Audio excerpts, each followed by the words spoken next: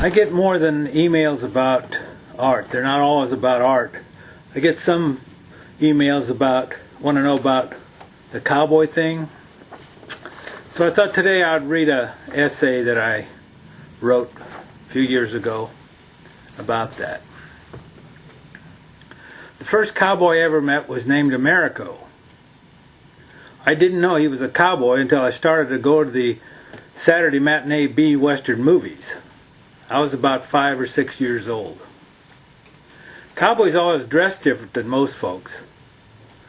Even different than my uncle, who actually worked with cows.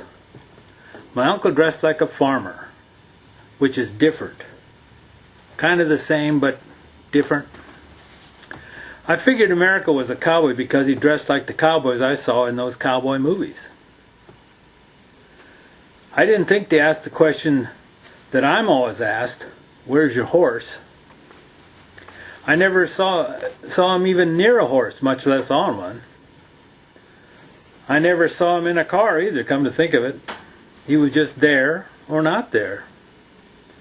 He was there working on a project, and then he was not there working on some project.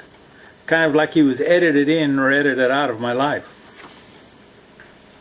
He also never wore a gun like those movie cowboys. I didn't question that either.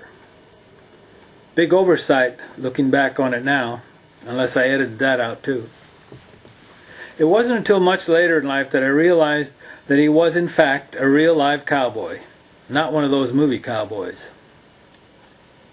I don't want to get into my definition of a real cowboy, a movie cowboy, a rodeo cowboy, a drugstore cowboy, a weekend cowboy, a cafe cowboy, a Berkeley cowboy, a motel cowboy.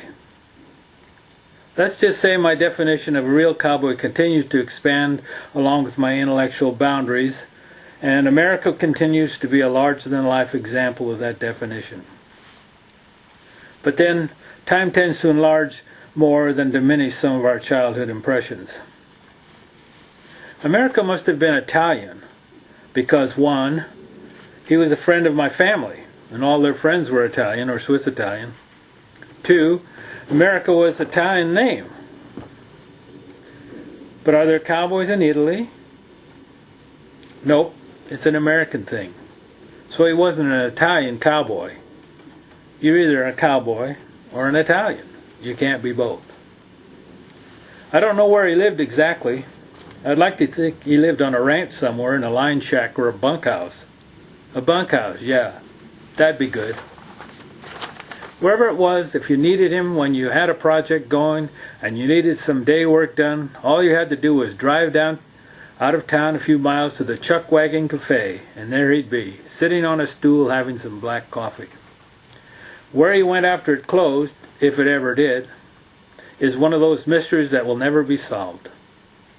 Let's just say, wherever he bunked, he bunked. He was there when you needed him, and he was not there when you didn't. That's a trick the Lone Ranger mastered well. If only I could do that. America always, and I mean always, dressed the same. Cowboy hat, light-colored western shirt with snaps, Levi jacket, Levi pants, and a brown worn-out looking cowboy boots with walking heels. It was his costume. It was his second skin. You wear what you are and you become what you wear.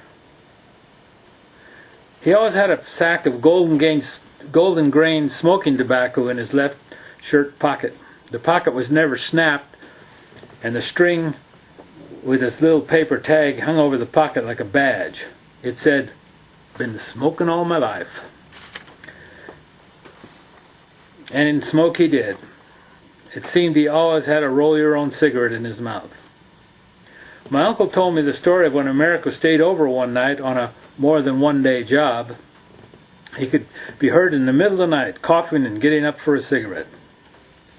I don't know what he eventually died from, if he ever did die, but I'll bet my Cadillac it was from something smoking related. My uncle hired him one time to build a one-car garage out of my other uncle's old airplane hangar that had blown down.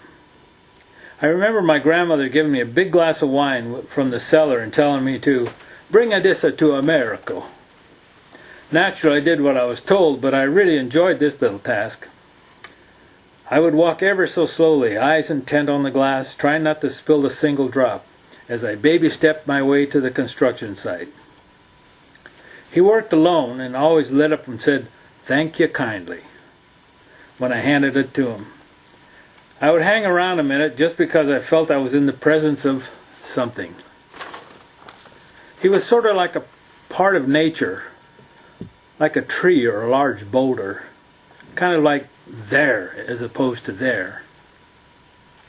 He had a smile a mile wide with big white teeth. He never said anything, he just looked at me, drank his wine, and smiled. It made me feel good, like I was actually there too, with him, like I counted, like I had done something good, that I was somebody because I was the one who brought him his wine, a wine boy. I was happy that I brought this cowboy such pleasure. It's not something you do a lot of in life, no matter how much your ego tells you otherwise. One day the garage was finished and America was gone, just like that. I don't remember it happening. I was wine hauling to the construction site one day. The next day there was a garage there, like it had always been there. I don't remember the transition. That was at least 65 years ago. I have long since left the ranch and made my own way down the road. The garage is still there just as America left it. Nothing has changed. Since it was made from used material, it doesn't even look any older than it did when he finished. I have never, nor will I ever forget that cowboy who built or willed it there. I've always loved cowboys and I've always wanted to be one, in part because of the comfort and security I felt when I was around America, a real cowboy. I owe a lot to the memories he left inside of me, real or imagined. And if they are imagined, it still takes a special kind of human being to implant that sort of raw material into another human being. I hope somehow the universe has set things up so that America's spirit can see what I have fashioned from what he implanted in me. I think of America when I have a glass of wine or see an old Lone Ranger film. Because in a way, America was like the Lone Ranger. Who was that masked man? He never even waited around for me to thank him. Go to my website, send me an email. See you next time.